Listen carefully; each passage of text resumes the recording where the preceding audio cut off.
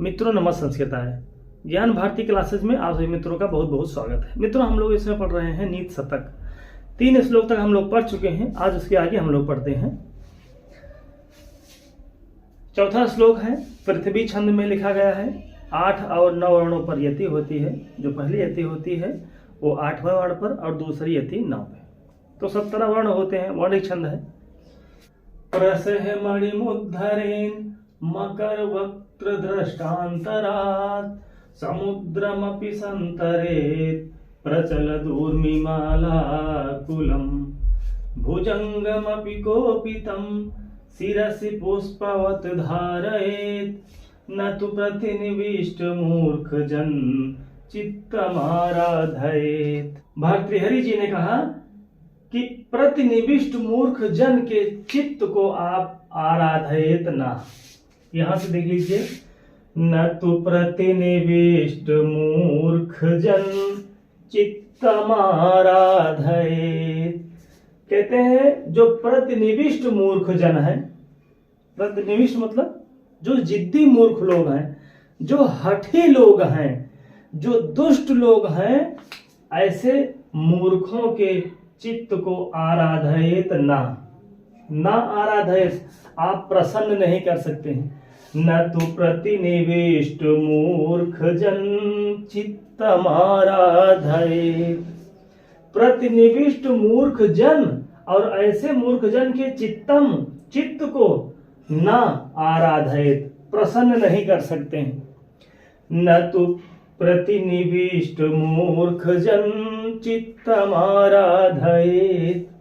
प्रतिनिविष्ट मूर्ख जन के चित्त को, उनके मन को न आराधयेत, आप प्रसन्न नहीं कर सकते हैं। और उन्होंने कहा कुछ असंभव कार्य है, कुछ काम बहुत कठिन है, यहां तक कि असंभव भी है। लेकिन भारतृहरि जी ने कहा कि उन कठिन कामों को आप आसानी से कर सकते हैं, लेकिन मूर्ख जन, जो जिद्दी मूर्ख जन हैं, उनके चित्त को, उनके मन को आप कभी प्रसन्न नहीं कर सकते हैं। और क्या कर सकते हैं? प्रसह मणिम उद्धरेत। मणिम उद्धरेत, मणिम उद्धरेत, मणि को आप प्रसह बलपूर्वक जबरदस्ती, उद्धरेत मतलब निकाल सकते हैं, खींच सकते हैं। किसकी मणि? मकर। मकर मतलब मगरमच्छ, घड़ियाल। मगरमच्छ के वक्त्र, वक्त्र मतलब होता है मुख, और दृष्ट अंतरात, दृष्ट दांत। मगरमच्छ के मुख में हाथ डालकर उसके दांतों के अंदर से मणिम को उद्धरेत, मणि को खींच सकते हैं, निकाल सकते हैं। प्रसह बलपूर्वक, तो प्रसह बलपूर्वक मगरमच्छ के वक्त्र मुख में हाथ डाल के उसके दांत के अंतरात अंदर से मणिम को उद्धरेत, आप मणि को खींच सकते हैं। लेकिन न तो प्रतिनिविष्ट मूर्ख जन चित्तमाराधयेत। लेकिन मूर्ख, जो जिद्दी मूर्ख हैं, जो हठी मूर्ख हैं, उनके आप मन को, उनके चित्त को आप कभी भी प्रसन्न नहीं कर सकते हैं। ये कठिन काम है। मगरमच्छ को देखने के बाद ही डर लगता है, लेकिन भारतृहरि जी कहते हैं कि मगरमच्छ के मुख में हाथ डाल करके और उसके दांतों के अंदर से मणि को खींच कर निकाल सकते हैं, वो हो सकता है। लेकिन आप जिद्दी मूर्ख व्यक्ति के मन को कभी भी प्रसन्न नहीं कर सकते हैं। और क्या कर सकते हैं? समुद्रम अपि संतरेत। समुद्रम अपि संतरेत, समुद्र को भी आप तैर कर पार कर सकते हैं। समुद्रम अपि मतलब भी, तो समुद्रम अपि, समुद्र को भी आप संतरेत कर सकते हैं, समुद्र को भी आप तैर कर पार कर सकते हैं। और कैसा समुद्र? प्रचलत ऊर्मिमालाकुलम, चंचल लहरों वाले समुद्र को आप तैर कर पार कर सकते हैं। लेकिन जिद्दी मूर्ख व्यक्ति के मन को आप प्रसन्न नहीं कर सकते। समुद्र की तो बात ही छोड़िए, जो नैया वैया बहात है, जो छोटी छोटी नदियां होती हैं, जो नाले होते हैं, जो छोटी छोटी नहरें होती हैं, वो का देखे के बहुत डर लागत है। छोट छोट जो माइनर निकली रहा थी, अगर वहाँ पानी खूब फुल छोड़ दीन जात है तो खूब उफलाद के बहा लागत है, तो वह का देख के डर लागत है। लेकिन भर्तृहरि जी ने कहा कि समुद्रम अपि संतरेत, समुद्र को तैर कर पार कर सकते हैं। और वो कैसा समुद्र? प्रचलत ऊर्मिमालाकुलम, चंचल लहरों वाले समुद्र को आप तैर कर पार कर सकते हैं। एकदम उफनाती हुई लहरें हैं, जिसमें लहरें बहुत बड़ी बड़ी ऊपर उठती हैं। तो बहुत ऊंचे उठने वाली लहरों को भी, जो ऊपर उठती हैं लहरें, ऐसे लहरों से युक्त समुद्र को भी आप तैर कर पार कर सकते हैं। लेकिन कभी मूर्ख, जिद्दी मूर्ख व्यक्ति के मन को प्रसन्न नहीं कर सकते। अब भुजंगम अपि कोपितम शिरसि पुष्पवत धारयेत, कहते हैं भुजंगम अपि, भुजंग माने सांप, पर्यायवाची है, तो भुजंगम अपि, और भुजंग कैसा हो? कोपितम भुजंगम, क्रोधी सांप को, एकदम गुस्साए हुए सांप को, शिरसि, सिर पर, पुष्पवत धारयेत, जैसे फूलों की माला को लोग अपने गले में डाल लेते हैं, अपने सिर पर धारण कर लेते हैं, उसी तरह से भुजंग सांप को आप पुष्प की तरह, फूलों की माला की तरह धारण कर सकते हैं गले में। लेकिन न तो प्रतिनिविष्ट मूर्ख जन चित्तम आराधयेत, पनिहा कीड़ा जो पानी वाला होता है, वह का देखे बहुत डर लागत है। पनिहा कीड़ा जो पानी वाला होता है, जब हम लोग उसको देख लेते हैं तो एक बार रोआ खड़ा हो जाता, कांप जाता शरीर। लेकिन भर्तृहरि जी ने कहा कि भुजंगम कोपितम, कोपितम भुजंगम, क्रोधी भुजंग, एकदम मड़ियारे सांप को आप सिर पर पुष्पों की, फूलों की माला के तरह उसको बना करके पहन सकते हैं, वो आसान है। लेकिन न तो प्रतिनिविष्ट मूर्ख जन चित्तम आराधयेत, आप कभी भी किसी जिद्दी मूर्ख व्यक्ति के मन को प्रसन्न नहीं कर सकते। ये भर्तृहरि जी बताते हैं। इतना काम हो सकता है, आप मगरमच्छ के मुख के अंदर हाथ डाल के उसके जबड़े के बीच से मणि को खींच सकते हैं, वो हो सकता है। लेकिन मूर्ख जन के चित्त को, जिद्दी मूर्ख के मन को आप प्रसन्न नहीं कर सकते हैं। और जो चंचल लहरों वाला समुद्र है, उसको आप तैर कर पार कर सकते हैं, ये हो सकता है।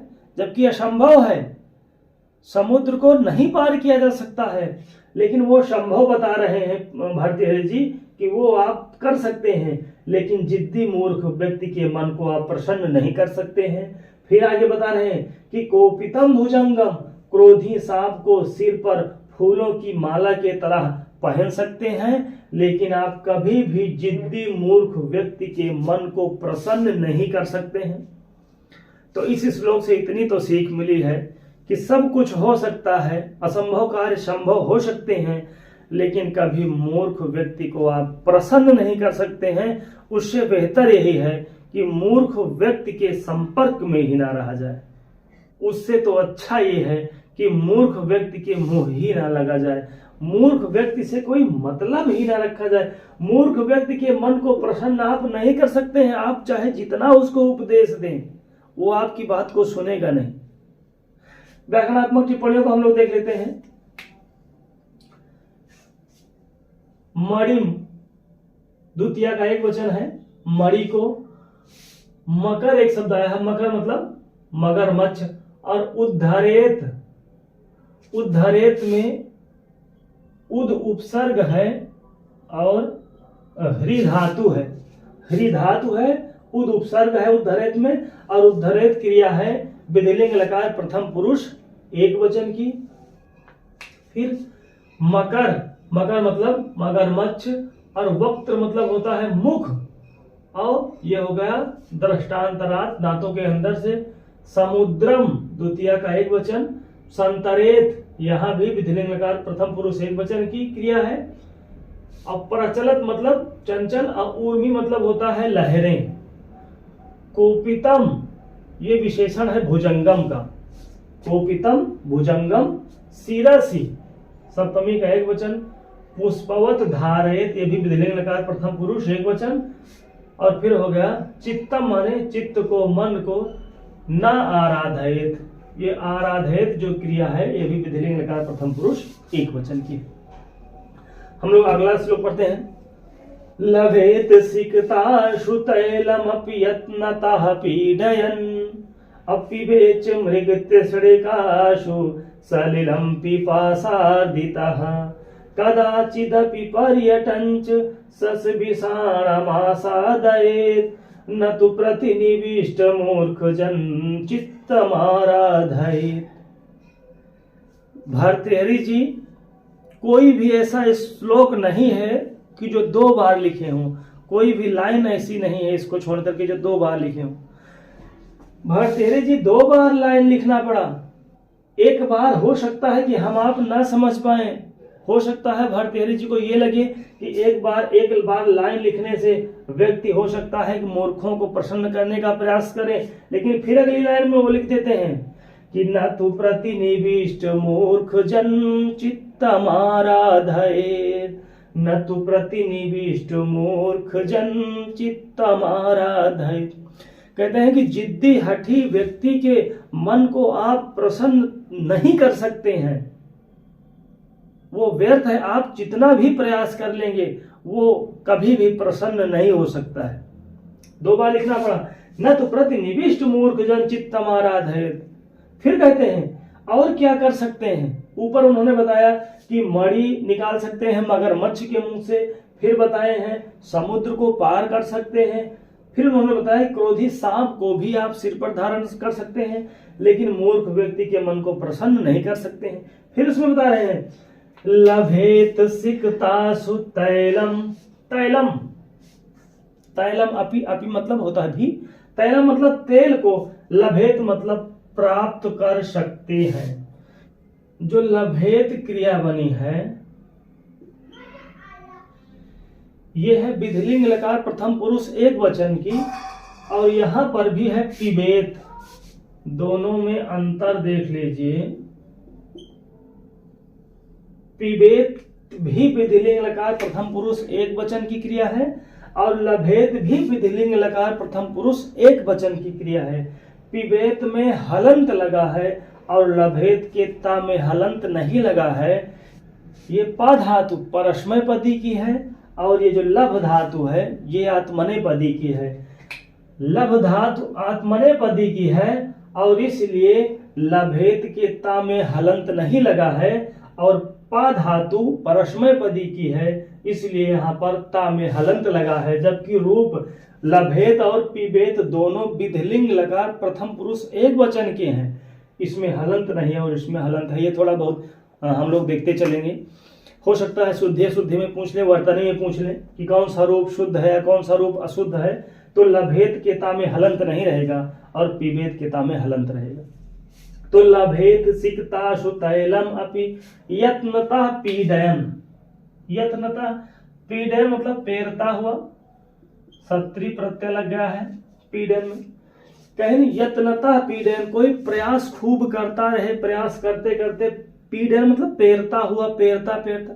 जैसे हम लोग सरसों को पेरते पेरते सरसों का तेल निकाल लेते हैं। तो उन्होंने कहा कोई सिकतासु, सिकता को सिकताशु, सिकतासु तैलम अपि लभेत। कहते हैं कि बालू से तेल प्राप्त कर सकते हैं, बालू से तेल प्राप्त किया जा सकता है। कैसे?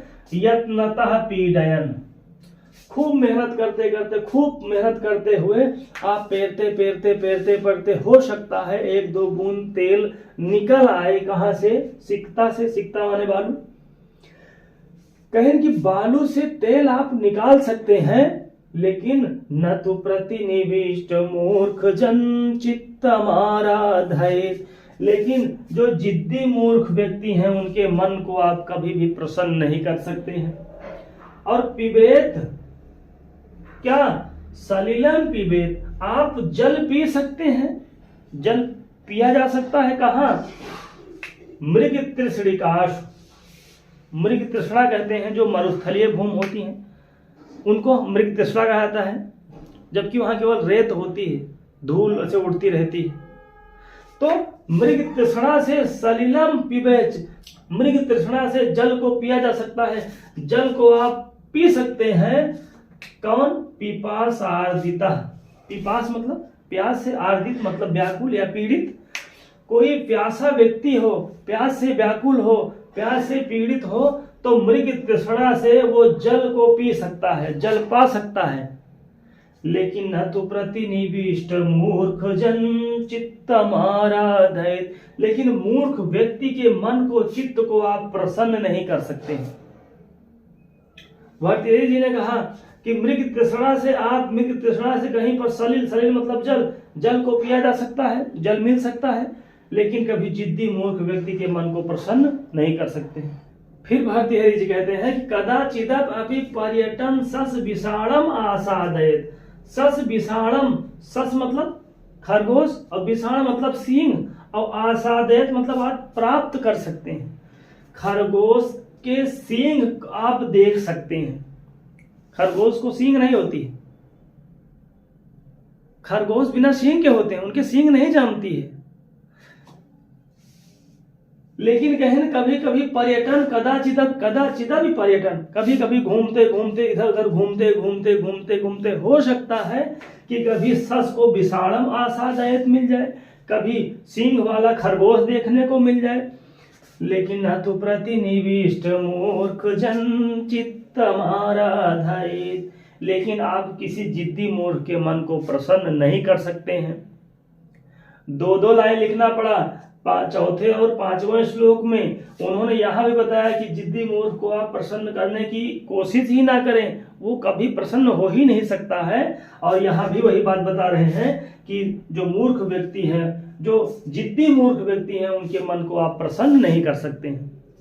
एक बार फिर से, लभेत विधिलिंग लकार प्रथम पुरुष एक वचन का है, लब धातु आत्मनेपदी है और उसमें ता में हलंत नहीं है। और सिकता, ध्यान रहे, एक सूत्र है अपसुमन समासिकता वर्षाणाम बहुत्वम च। ये स्त्रीलिंग के शब्द हैं और नित्य बहुवचनांत होते हैं। सिकता का रूप एक वचन में नहीं होता है, सिकता का रूप हमेशा बहुवचन में चलता है। अपसुमन समासिकता वर्षाणाम बहुत्वम च, ये रूप हमेशा बहुवचन में ही प्रयोग किए जाते हैं। तो सिकतासु सप्तमी का बहुवचन, तैलम तेल को, अपि मतलब भी अव्यय पद है, यत्नता मतलब प्रयास करते करते, पीडन पेरते पेरते, और पिबेत ये भी विधिलिंग लकार प्रथम पुरुष एक वचन की क्रिया है, ता में हलंत रहेगा। पिबेत धनचा अस्तोष चुनाशु हम लोग सूत्र पढ़े हैं। मृग तृष्णिकासु सप्तमी का बहुवचन, सलिलम जल, पिपास आर्दिता हमें दीर्घ संधि है। पिपासा मतलब प्यासा, पातुम इच्छा, पिपासा पीने की इच्छा, पिपासा, और आर्दित मतलब व्याकुल पीड़ित।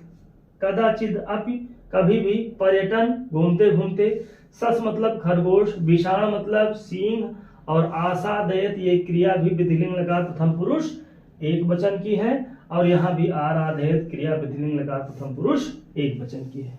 तो इन दोनों श्लोकों से हम लोग एक चीज तो ये सीख लिए कि कभी भी आप किसी दुष्ट मूर्ख व्यक्ति के मन को प्रसन्न करने की कोशिश ना करें।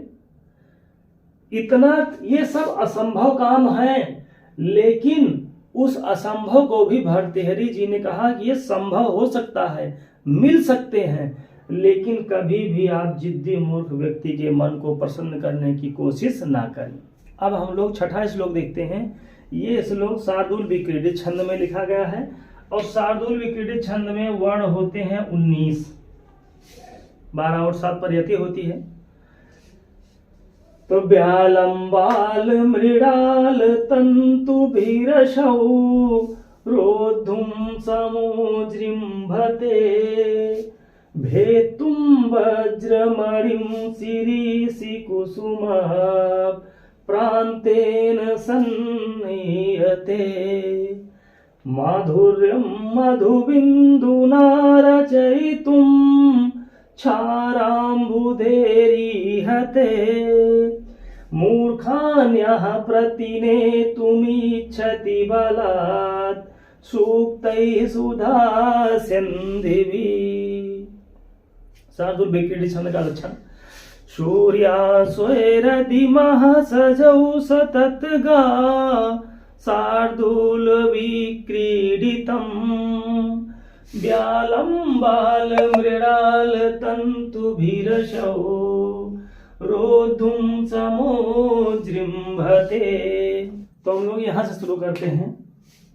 यह मतलब जो व्यक्ति मूर्खान मतलब मूर्खों को बलात् जबरदस्ती बलपूर्वक प्रतिनेतुम इच्छत प्रसन्न करना चाहता है। और कैसे? सुधा सेंदिभिः सूक्तैः। सुधा मतलब अमृत। तो अमृत की वर्षा कराने वाले सूक्तियों से, अमृत की बरसात कराने वाली सुंदर मधुर सूक्तियों से जो व्यक्ति मूर्खों को प्रसन्न करना चाहता है, यह जो व्यक्ति मूर्खों को सुधा सेंदिभिः सूक्तैः सुधा के समान अमृत के समान बरसात कराने वाली सुंदर सूक्तियों से, सुंदर बातों से प्रतिनेतुम इच्छति प्रसन्न करना चाहता है या खुश करना चाहता है या फिर अपने जैसा बनाना चाहता है।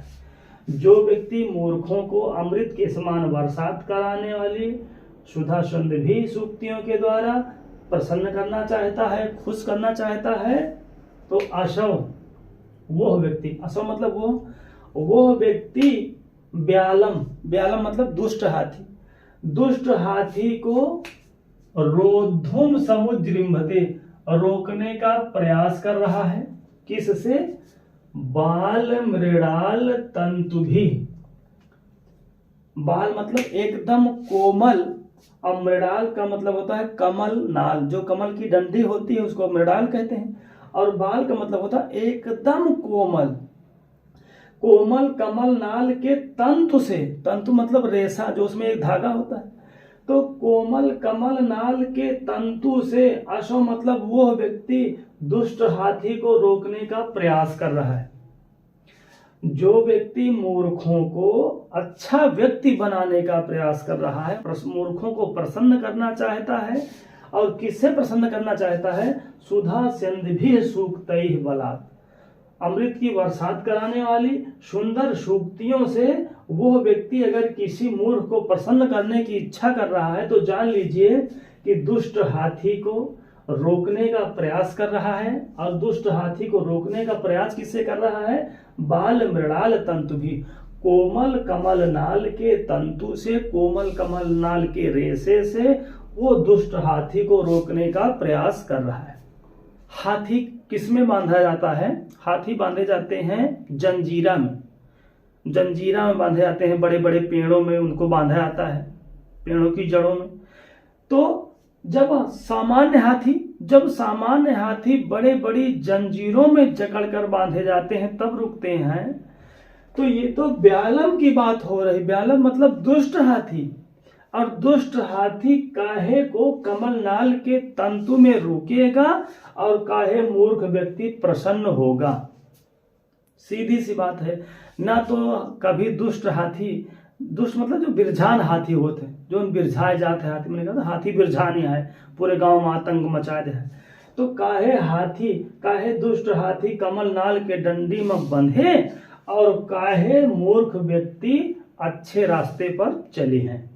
फिर आगे, भेतुम वज्रमणिम शिरीष कुसुम प्रांतेन सन्हीयते। वज्रमणि बहुत कठोर मणि होती है, तो वज्रमणि को भेतुम सन्हीयते, वज्रमणि को काटने का प्रयास कर रहा है। कौन व्यक्ति?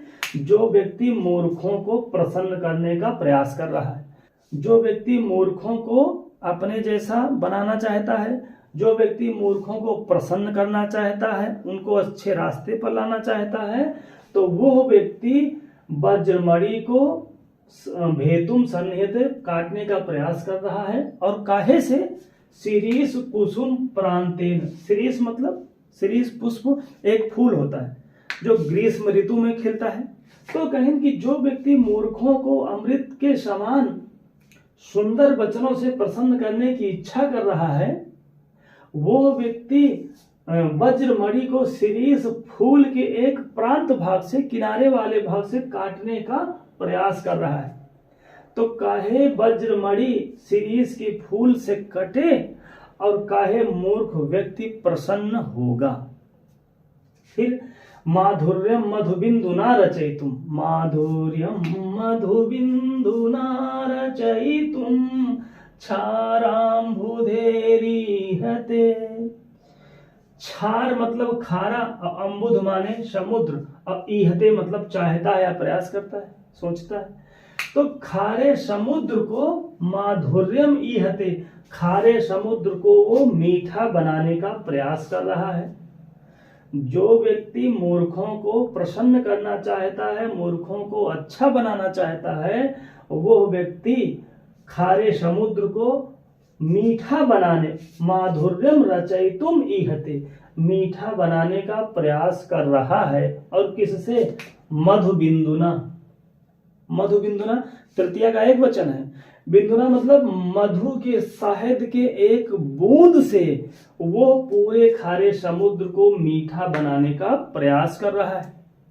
तो काहे खारा समुद्र एक बूंद मधु से मीठ हुए और काहे मूर्ख व्यक्ति प्रसन्न हुए। एक बार फिर से देख लेते हैं। व्यालम बाल मृणाल तंतु भीरशौ रोतुम समोद्रिम्भते भेतुम वज्रमणिं शिरीष कुसुमा प्रांतेन सन्नीयते माधुर्यं मधुबिंदुना रचयितुं क्षाराम्बुधेरिहते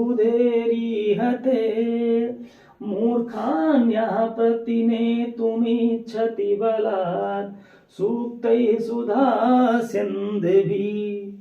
मान लीजिए मूर्ख व्यक्ति को एक बार दो बार आप कहें, प्रसन्न करने की इच्छा करें, ना हो, और फिर आप बलात् प्रतिनेतुम इच्छति, जबरदस्ती सोच रहे हैं नहीं उसको हम प्रसन्न करेंगे, उसको अच्छा बनाएंगे। और किससे अच्छा बनाएंगे? आपके पास सुधा सिंधु सूक्त ही है, आपके पास अगर अमृत बरसाने वाली वाणी है तो आप उसी अमृत की बरसात कराने वाली सूक्तियों से, उन्हीं बातों से आप उसको प्रसन्न करने की इच्छा कर रहे हैं। तो जान लीजिए कि आप असंभव कार्य करने का प्रयास कर रहे हैं। व्यालम बाल मृणाल तंतु भी, अशव मतलब वो व्यक्ति, यह जो व्यक्ति, और अशव वो व्यक्ति दुष्ट हाथी को कमल नाल के, एकदम बाल कोमल कमल नाल के तंतु से, रेशे से रोकने का प्रयास कर रहा है। फिर जो व्यक्ति मूर्खों को प्रसन्न करने का प्रयास कर रहा है वो क्या करने जा रहा है? फिर तो वज्रमणिम को भेतुम, वज्रमणि को काटने का प्रयास कर रहा है। किसके? शिरीष कुसुम प्रांतेन, शिरीष फूल के प्रांत भाग से वो वज्रमणि को काटने का प्रयास कर रहा है। और क्या कर रहा है? क्षाराम्भु, क्षार अम्भु, क्षार मतलब खारा, अम्बुद माने समुद्र, तो खारे समुद्र को माधुर्यम रचयितुम, मीठा बनाने का प्रयास कर रहा है। किससे? मधु बिंदुना। यहाँ बिंदुना तृतीया का एक वचन है, एक बूंद शहद से। ये सारे काम असंभव हैं। तो जब ये सारे काम असंभव हैं तो फिर मूर्ख व्यक्ति को प्रसन्न करना भी एक असंभव काम है। कुछ व्याकरणात्मक टिप्पणियों को हम लोग देख लेते हैं। असव मतलब वो व्यक्ति, प्रथमा का एक वचन, रोद्धुम तुमन प्रत्यय, बाल मृणाल, मृणाल मतलब कमल लाल, और व्यालम मतलब दुष्ट हाथी, भेतुम में तुमन प्रत्यय, शिरीष मतलब ये ग्रीष्म ऋतु में खिलने वाला एक फूल है, प्रांत भाग से, माधुर्य मतलब मीठा, मधुबिंदुना तृतीया का एक वचन, रचयितुम में तुमन प्रत्यय है, अम्बुद, क्षार मतलब खारा, और अम्बुद माने समुद्र, इहते मतलब प्रयास कर रहा है, चाहता है। मूर्खान द्वितीय का बहुवचन है, मूर्खों को, यह मतलब जो व्यक्ति, प्रतिनेतुम में तुमुन प्रत्यय है, इच्छति लट लकार प्रथम पुरुष एक वचन की क्रिया है, सूक्तई तृतीया का बहुवचन, और सुधा सिंधवी भी तृतीया का बहुवचन। तो मित्रों आज की क्लास में इतना ही, मिलते हैं अगली क्लास में, तब तक के लिए नमः संस्कृताय, धन्यवाद।